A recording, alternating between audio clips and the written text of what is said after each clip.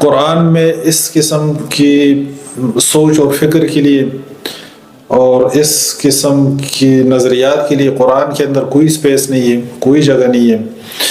ہر ایک چیز کریٹڈ ہے، چاہے وہ الیکٹران ہے، پروٹان ہے، اور چاہے اس سے کوئی چھوٹی چیز ہے یا اس سے کوئی بڑی چیز ہے، وہ کریٹڈ ہے، وہ ڈیزائنڈ ہے۔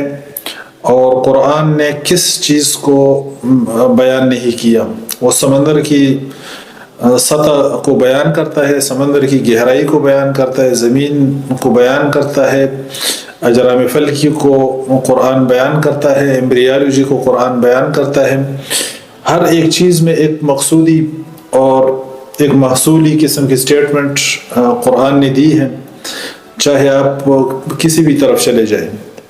باوجود اس کے کہ یہ سائنس کی کتاب نہیں، لیکن یہ قرآن کا اعجاز ہے کہ اس نے جہاں بھی جو سٹیٹمنٹ دی ہے، چاہے وہ ایمبریالوجی کی ہو، چاہے وہ فزکس سے ریلیٹڈ ہو، چاہے وہ کازمالوجی کی ہو، چاہے وہ اوشنالوجی کی ہو، چاہے وہ جیالوجی کی ہو، جہاں کی سٹیٹمنٹ قرآن نے دی ہے اس کو آپ غلط نہیں کر سکتے۔ اور آپ اگر کسی کے دماغ میں فطور ہے، وہ کسی چیز کو غلط کہہ رہے ہیں، تو وہ اپنا علاج کرے۔